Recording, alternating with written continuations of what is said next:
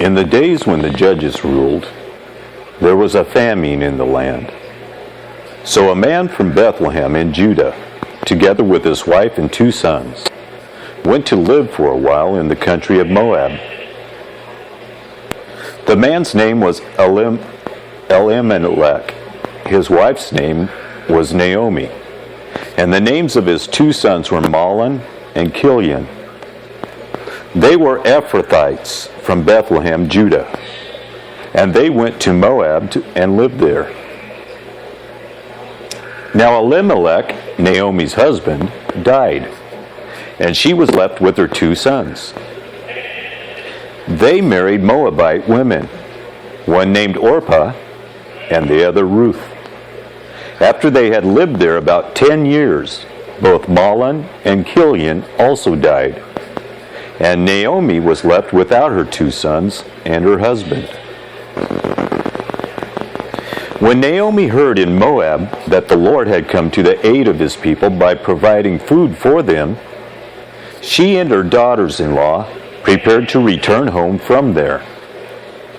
With her 2 daughters-in-law, she left the place where she had been living and set out on the road that would take them back to the land of Judah.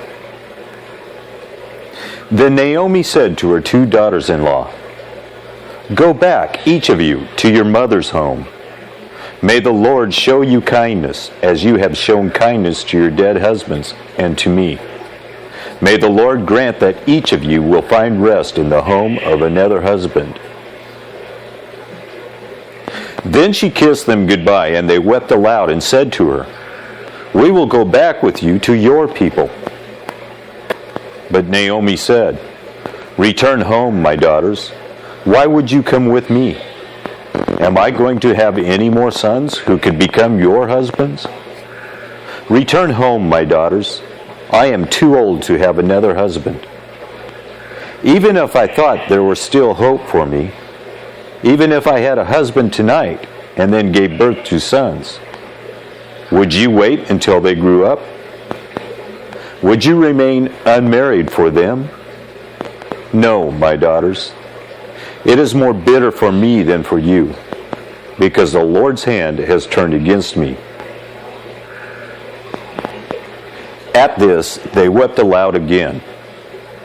Then Orpah kissed her mother-in-law goodbye, but Ruth clung to her. "Look," said Naomi, "your sister-in-law is going back to her people and her gods. Go back with her." But Ruth replied, "Don't urge me to leave you or to turn back from you. Where you go, I will go, and where you stay, I will stay. Your people will be my people, and your God, my God. Where you die, I will die, and there I will be buried. May the Lord deal with me, be it ever so severely, if even death separates you and me."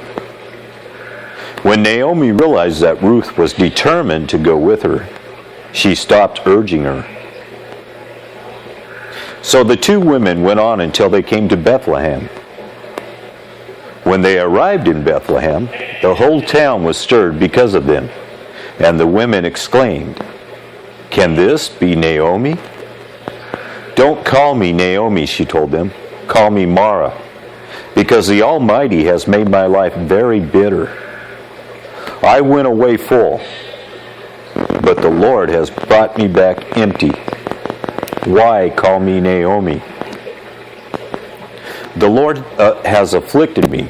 The Almighty has brought misfortune upon me."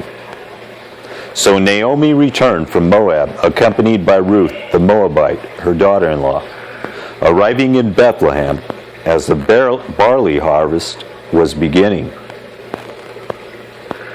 Now, Naomi had a relative on her husband's side, a man of standing from the clan of Elimelech, whose name was Boaz. And Ruth the Moabite said to Naomi, "Let me go to the fields and pick up the leftover grain behind anyone in whose eyes I find favor." Naomi said to her, "Go ahead, my daughter." So she went out, entered a field, and began to glean behind the harvesters. As it turned out, she was working in a field belonging to Boaz, who was from the clan of Elimelech. Just then, Boaz arrived from Bethlehem and greeted the harvesters. "The Lord be with you." "The Lord bless you," they answered. Boaz asked the overseer of his harvesters, "Who does that young woman belong to?" The overseer replied, "She is the Moabite who came back from Moab with Naomi." She said, "Please let me glean and gather among the sheaves behind the harvesters." She came into the field and has remained here from morning till now, except for a short rest in the shelter. So Boaz said to Ruth, "My daughter, listen to me. Don't go and glean in another field, and don't go away from here. Stay here with the women who work for me. Watch the field where the men are harvesting, and follow along after the women. I have told the men not to lay a hand on you, and whenever you are thirsty, go and get a drink from the water jars the men have filled." At this, she bowed down with her face to the ground. She asked him, "Why have I found such favor in your eyes that you notice me, a foreigner?" Boaz replied, "I've been told all about what you have done for your mother-in-law since the death of your husband, how you left your father and mother and your homeland and came to live with a people you did not know before. May the Lord repay you for what you have done. May you be richly rewarded by the Lord, the God of Israel, under whose wings you have come to take refuge. May I continue to find favor in your eyes, my Lord," she said. "You have put me at ease by speaking kindly to your servant, though I do not have the standing of one of your servants." At mealtime, Boaz said to her, "Come over here, have some bread and dip it in the wine vinegar." When she sat down with the harvesters, he offered her some roasted grain. She ate all she wanted and had some left over. As she got up to glean, Boaz gave orders to his men. "Let her gather among the sheaves and don't reprimand her. Even pull out some stalks for her from the bundles and leave them for her to pick up, and don't rebuke her." So Ruth gleaned in the field until evening. Then she threshed the barley she had gathered, and it amounted to about an ephah. She carried it back to town, and her mother-in-law saw how much she had gathered. Ruth also brought out and gave her what she had left over after she had eaten enough. Her mother-in-law asked her, "Where did you glean today? Where did you work? Blessed be the man who took notice of you." Then Ruth told her mother-in-law about the one at whose place she had been working. "The name of the man I worked with today is Boaz," she said. "The Lord bless him," Naomi said to her daughter-in-law. "He has not stopped showing his kindness to the living and the dead." She added, "That man is our close relative. He is one of our guardian redeemers." Then Ruth, the Moabite, said, "He even said to me, 'Stay with my workers until they finish harvesting all my grain.'" Naomi said to Ruth, her daughter-in-law, "It will be good for you, my daughter, to go with the women who work for him, because in someone else's field you might be harmed." So Ruth stayed close to the women of Boaz to glean until the barley and wheat harvest were finished. And she lived with her mother-in-law. One day Ruth's mother-in-law, Naomi, said to her, "My daughter, I must find a home for you where you will be well provided for. Now Boaz, with whose women you have worked, is a relative of ours. Tonight, he will be winnowing barley on the threshing floor. Wash, put on perfume, and get dressed in your best clothes. And go down to the threshing floor, but don't let him know you are there until he has finished eating and drinking. When he lies down, note the place where he is lying. Then go and uncover his feet and lie down. He will tell you what to do. I will do whatever you say, Ruth answered. So she went down to the threshing floor and did everything her mother-in-law told her to do. When Boaz had finished eating and drinking and was in good spirits, he went over to lie down at the far end of the grain pile. Ruth approached quietly, uncovered his feet, and lay down. In the middle of the night, something startled the man. He turned, and there was a woman lying at his feet. "Who are you?" he asked. "I am your servant Ruth," she said. "Spread the corner of your garment over me, since you are a guardian redeemer of our family." "The Lord bless you, my daughter," he replied. "This kindness is greater than that which you showed earlier. You have not run after the younger men, whether rich or poor. And now, my daughter, don't be afraid.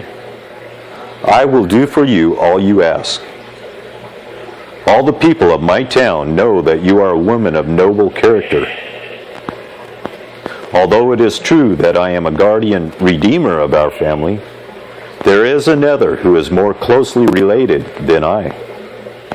Stay here for the night, and in the morning, if he wants to do his duty as your guardian redeemer, good. Let him redeem you. But if he is not willing, as surely as the Lord lives, I will do it. Lie here until morning." So she lay at his feet until morning, but got up before anyone could be recognized, and he said, "No one must know that a woman came to the threshing floor." He also said, "Bring me the shawl you are wearing and hold it out." When she did so, he poured into it 6 measures of barley and placed the bundle on her. Then he went back to town. When Ruth came to her mother-in-law, Naomi asked, "How did it go, my daughter?" Then she told her everything Boaz had done for her and added, "He gave me these 6 measures of barley, saying, 'Don't go back to your mother-in-law empty-handed.'" Then Naomi said, "Wait, my daughter, until you find out what happens, for the man will not rest until a matter is settled today." Meanwhile, Boaz went up to the town gate and sat down there just as the guardian redeemer he had mentioned came along. Boaz said, "Come over here, my friend, and sit down." So he went over and sat down. Boaz took 10 of the elders of the town and said, "Sit here," and they did so. Then he said to the guardian redeemer, "Naomi, who has come back from Moab, is selling the piece of land that belonged to our relative Elimelech. I thought I should bring the matter to your attention and suggest that you buy it in the presence of these seated here and in the presence of the elders of my people. If you will redeem it, do so. But if you will not, tell me, so I will know. For no one has the right to do it except you, and I am next in line." "I will redeem it," he said.